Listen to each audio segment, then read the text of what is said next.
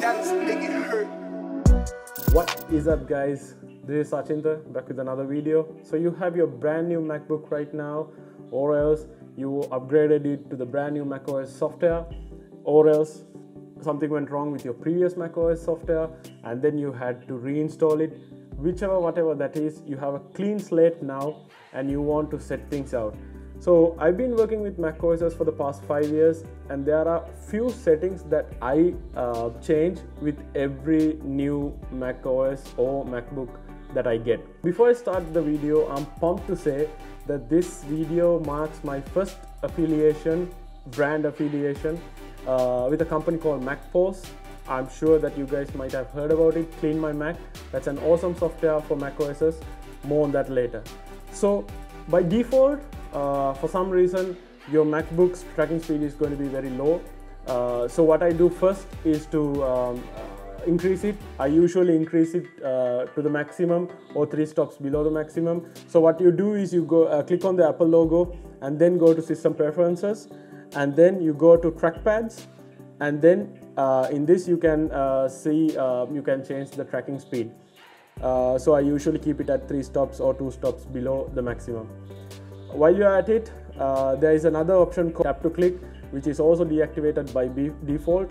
So you can activate that as well, which means you don't necessarily have to press your finger on the trackpad. Even if you just tap on it, it registers as a click.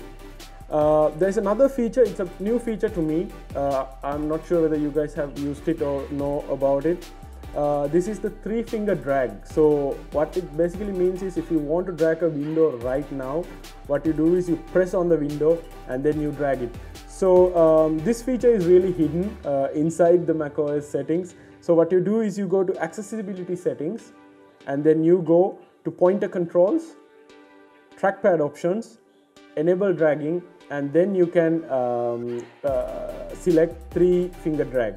So basically it means is you just go to a window, and then from your 3 fingers you just tap your 3 fingers and then you can move around the window. I'm not familiar to use this, but then I found this from another YouTube video. I think I'll use it a bit more and see whether it really is convenient or not for me. What do you guys think? Have you used this? Let me know in the comments below. And then, so after I set up my trackpad, then I go back to software updates to see whether there are any updates with the software. Even if you buy a brand new MacBook from the dealer itself, there can be software updates from the day that your laptop has been manufactured and the day that you get your hands on it. So might as well go and check it. Same thing, System Preferences, software updates, and you just click on it and it will be checking for any updates. If you have any, you just press install. I just update my software if it is available then and there. Then comes the next step, the Touch ID. So usually we are so familiar of the index finger, so because naturally that would be the thing that we unlock our MacBook with.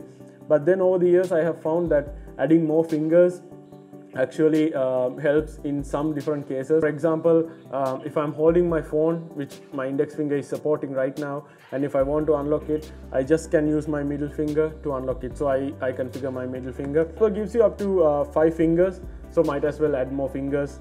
I mean, nothing to lose, right? You guys might come across different instances that you want more fingers to unlock your MacBook. The other thing that I really do after I set my Touch ID, of course, this is like a brand new setup that you are doing. The dark mode will prompt in the opening wizards, but if in case you guys didn't select it there, or you guys selected another option there, what you can do is you can change it to dark mode. I prefer dark mode a lot. So what you can do is you can go to System Preferences, and then you can go to General.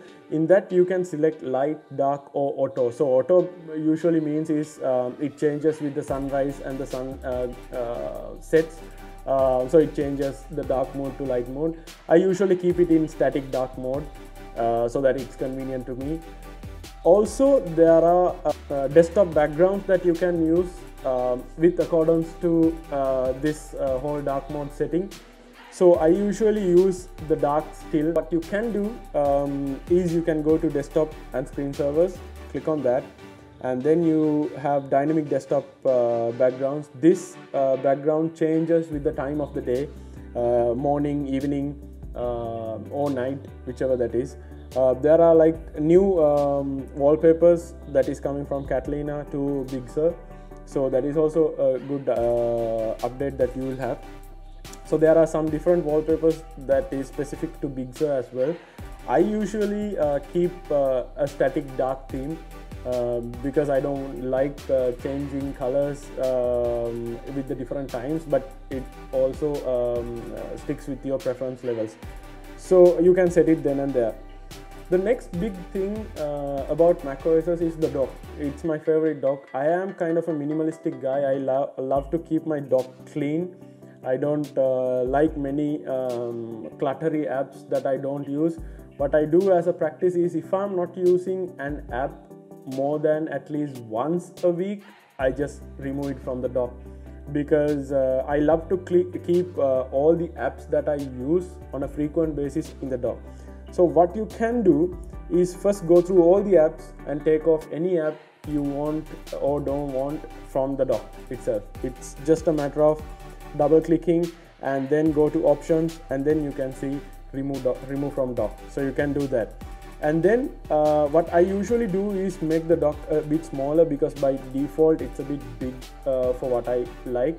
So you can click on this small line, kind of a separator kind of a thing, and then you can drag it up or down to change the size of the dock. Especially when it is a laptop that you are using, if you are having the dock on the bottom level, the headroom reduces. So what I do is I really like the dock to be on my left hand side. So to do that, you can just double click on the dock and then go to dock preferences.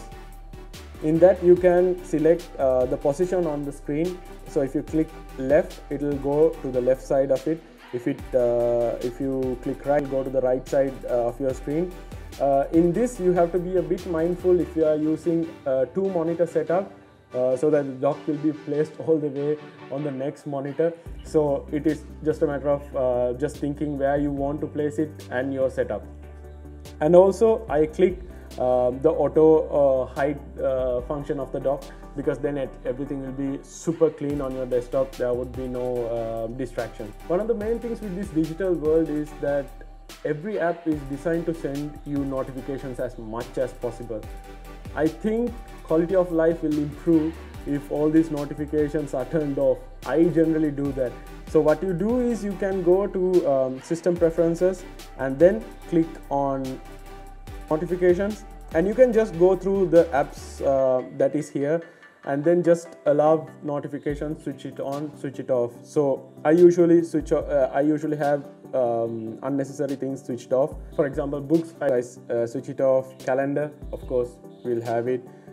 Clean my Mac, I usually allow notifications. Creative Cloud, I just don't. FaceTime, yeah. And so it basically means that you can just go through all the apps and see what you want to be notified and not, because then you will know exactly when you get a notification that it's important. So with my tight schedule, I really love to automate things. So these are some automations that I do with the macOS. So one is to activate auto backup. So I use Time Machine as my main backup point. I just have configured a small hard drive, a 1 TB hard drive, to dump in all the backups to that. So what you do is you just go to system preferences and then click Time Machine. So right now I don't have any hard drives plugged in, but you can select a disk and then you select your hard drive, a clean hard drive, and then every time you plug that hard drive in, it will back up automatically. So one of the most used triggers that I do with the MacBook is hot corners. So which basically means you can use the four corners of your MacBook screen to basically trigger different actions. How you find us is easy. You go to desktop and screen servers, you go to screen servers, and then in the bottom you can see hot corners. You click on that. I basically have configured my left hand side corner to lock the screen, Then you can go to the left hand side top corner. You can start screen server, you can have the launch pad, you can show the desktops, notification center, etc, etc. So this is totally depending on your preferences, how you want to use and utilize these four corners for your liking to make the experience better. There is another option called hands off. So this hands off is really useful if you are using an iPhone as well. So this basically means is that you can use your iPhone to browse something on the internet, and then the laptop is near you. You just go to your dock, and in the dock at the bottom part of it, it will show you the same web page that you are browsing on your iPhone, so that you can continue browsing on your MacBook. So that is the benefit of being in the same ecosystem. Of course, right now I'm not using that because I'm using a Note 20 because I love to be on both worlds right now because I'm testing it and etc.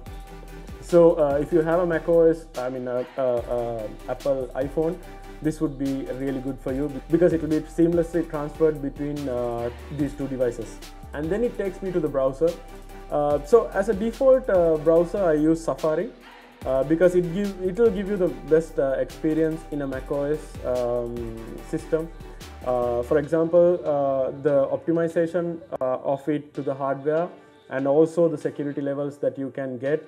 Of course, you can use Google Chrome. I have tried using Google Chrome, but it really drains down your battery and your RAM usage because, as you know, Google Chrome actually takes in a lot of power from your system. But then there are some things that Google Chrome does better than Safari, and vice versa. So it actually depends on what kind of a preference and a work ethic you have. So talking about optimization and security, these are the two best factors of today's sponsor, Clean My Mac.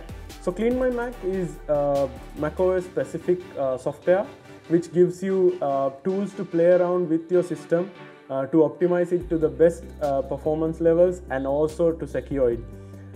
So with just few clicks, you can just get rid of unwanted softwares or unwanted system junk. My MacBook is around 1.5 months old now, but for my surprise, I had about 3 GB of unwanted junk, system junk, because I've been playing around with a lot of softwares, uninstalling, installing. So as we know, even if we uninstall a software, they don't completely get rid of your system. You will have few files remaining. So this is an amazing software that you can use for your MacBook. Of course, the Clean My Mac new software is optimized to M1, so you don't have to worry about anything. It is optimized to your brand new MacBook as well. And also it has a malware removal side to it, so the security side is amazing on it. I've been using this for the past 2 years, even with my 2019 MacBook Air, and it works like a charm. So I have included my affiliation links below in the description, so please feel free to check it out. Of course, you can just search for Clean My Mac on your browser and then go there, but clicking my link and going and purchasing, it will be really helpful for the channel as well. So for just $34.95, I think is the best investment you can make for your more expensive MacBook. So I have again included my affiliation links. Go ahead and check it out. So let's talk about the apps I use. As you know, I'm a content creator, I'm a digital marketer, so I usually use Lightroom and Photoshop. Of course, these two softwares have been optimized to Apple Silicon. And then I use Final Cut Pro for all my video edits. I think I have gotten more used to it than Premiere. Because I feel it is very easy to do all the video editing right now. Of course, you can go and check that as well, because Apple has a 90-day trial period right now. I think that is a good deal right now for you to get the hang of the software. And I use Zoom because we are not going out. I do all my client calls, etc, through Zoom. And then one shortcut that I can't live without is Spotlight Search. So it's just Command and Spacebar. You can just type, even folders, even files you want to find through the system, and then it will just pop up. It's rather than going to Finder or then going to the Launchpad to search for an app, etc., etc. You can just put it here, just start typing and it will suggest. So a few minor changes that I do in Finder is that I change the default app. For example, like Apple on default opens all the music files in your music app, which actually messes things out with my playlist. So what I do is I change it to QuickTime Player. And also I don't like the fact that Safari opens all the downloaded files. So what I do is I go to Safari, click on Preferences, and then untick Open Save Files after downloading, because it just pops out and it distracts me. I just want everything to be in a separate file so that when I want, I'll open it. And also, before I forget, you can actually now change backgrounds in Safari. So what you do is you double click and then you go to choose backgrounds, and then in here you can select whatever the background you think is perfect for your browser. So coming back to Finder, I usually activate the show status feature because it is important to me to see how much space is in that folder, in that particular file, and also how many items that I have selected. For example, if I want to drag a few items, I just can double check how many items that I have selected and then drag it. And also you can arrange the main files whichever you want. For example, I usually use documents as my main file or main folder, so I can just drag it to the top of the list, and then it will be there forever. I like to keep things clean when it comes to the desktop. When it comes to projects, sometimes it can be a bit tricky. I will have a lot of files laying on the desktop because it's very easy to just pull it and drag it and drop it there. So for those reasons, I use tags. What happens is the macOS will auto-categorize all your files, for example, PDFs, images, GIFs, whatever that is, and then put it into a particular stack so that it will look more organized rather than having a blast of files. So there you have it, guys. Those are the simple features that I activate and deactivate to my preference to make my life and the MacBook experience a bit better.